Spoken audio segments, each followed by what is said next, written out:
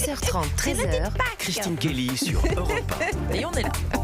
Et on est là, absolument, avec Rodolphe Kahn, voilà, qui est ici dans le studio avec nous, auteur de Mélenchon, le bruit et la fureur aux éditions La Nouvelle Librairie. Ça va, Rodolphe ? Oui, très bien. Je suis enchanté d'être accompagné de femmes aujourd'hui, donc sur le plateau. Ah oui, vous la racontez pas trop non plus. Vous êtes un peu jeune pour nous. Bon, allez, soyons un peu sérieux. Alors aujourd'hui, c'est vrai que Bali Bagayoko fait l'actualité.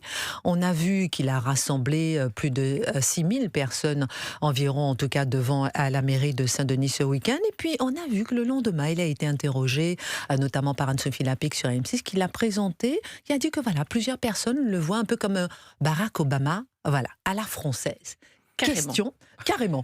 Non, voilà, donc c'est intéressant. Alors, on va se poser la question, est-ce que vous le voyez comme Barack Obama à la française? Appelez-nous au standard d'Europe 1. 01 80 20 39 21. Ouais, et puis, est-ce que Jean-Luc Mélenchon doit céder sa place? Parce que là, il prend de l'ampleur. Écoutons l'extrait, et ensuite Gabriel Cluzel et Rodolphe Kahn.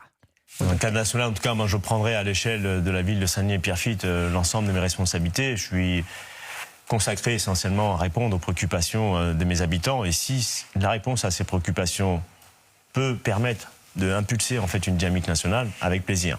Mais je ne me lance pas en fait dans un projet national. J'ai pas du tout la prétention d'être au niveau de Jean-Luc Mélenchon, il faut le reconnaître. Moi, j'ai aucune difficulté avec une forme de modestie parce que je sais où je suis encore. Et je ne laisse pas Mélenchon dit toujours que c'est le collectif qui compte. Oui, c'est le collectif. En revanche, dans le collectif avec Jean-Luc Mélenchon, oui, j'y serai. Clairement, je crée les conditions pour qu'en 2027, Jean-Luc Mélenchon, qui sera notre candidat, puisse fédérer le plus largement possible, y compris les socialistes de gauche, pour que nous puissions être en capacité de pouvoir gagner en 2027. Gagner en 2027, une certaine humilité qui peut précéder la gloire, une certaine façon de faire. J'ai même vu son tweet sur Joyeuse Pâques et tout. Voilà, il est peut-être très habile et peut-être voilà un boulevard devant lui. Gabriel Cluzel. Alors tout d'abord, moi j'avoue que je suis assez dérangée par cette façon de toujours renvoyer les gens à leur couleur de peau. Pourquoi il serait Barack Obama? Enfin, donc on voit bien qu'à chaque fois il faut classer. Mais exactement. Voilà, il faut classer les gens par couleur de peau. Ça c'est vraiment essentiel. Moi quand je parle, tout le monde, je suis habillée en blanc. Hein, non mais quand c'est quand même quelque chose qui à mon avis, comment dire, n'est pas français de faire. Enfin, c'est pas quelque chose que nous avons dans notre culture. Léopold Sédar Senghor, c'était un lettré, c'était tout ce que l'on veut et on ne le renvoyait pas. Il me semble autant à sa couleur de peau. Aujourd'hui, il n'y a que ça qui compte. Très honnêtement, vous êtes un élu en Seine-Saint-Denis. Alors, on va peut-être... Il est humble, très bien. Il est humble, parfait. Je rappelle quand même qu'il a fait 13 706 voix. Donc, pour être Barack Obama, il y a une petite... 000, voilà, il y a une petite marge. Hein, nous sommes d'accord. Donc, il a raison d'être humble, il est réaliste. Mais ce qui est quand même assez intéressant dans cette affaire, c'est que, de fait, la question posée par Anne-Sophie Lapix est pertinente. C'est-à-dire qu'au vu de tout ce que Mélenchon a dit, au vu de tout ce que Éric Coquerel a dit, au vu de tout ce qu'ils ont dit les uns et les autres, monsieur Delogu, d'ailleurs je crois que c'était lors d'un meeting en soutien au nouveau maire de Saint-Denis, eh bien ils devraient laisser leur place.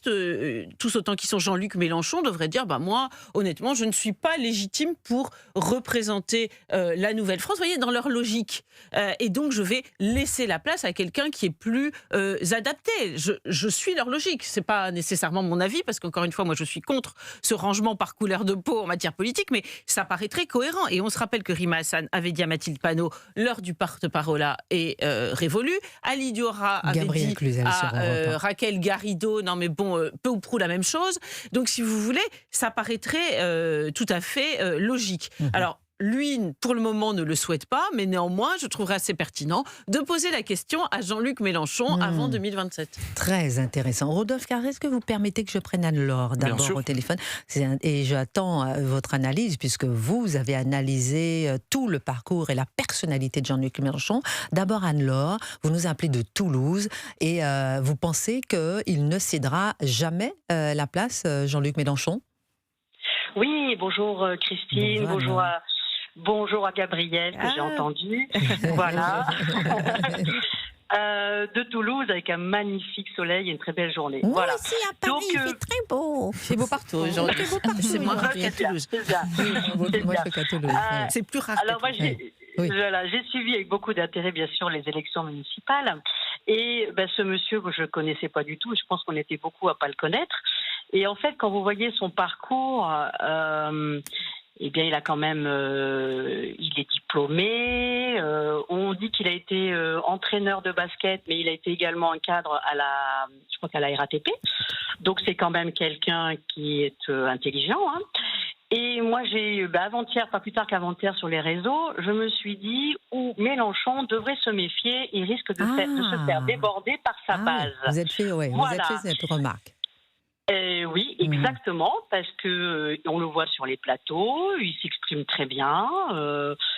Et je pense que Mélenchon, non, ne laissera jamais sa place. Et ça sera intéressant, effectivement, de voir comment il va gérer tout ça. Mais je pense qu'il peut se faire déborder par sa base, et notamment par, effectivement, ce monsieur qui pourrait prendre de plus en plus d'importance. Il est élu local depuis, je crois, 2001.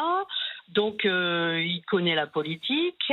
Et je pense que c'est quelqu'un qu'il faut suivre, effectivement. Très intéressant, Anne-Laure. Voilà. Merci. Restez avec nous, ma chère Anne-Laure. On marque une pause, on revient. Restez en ligne avec nous.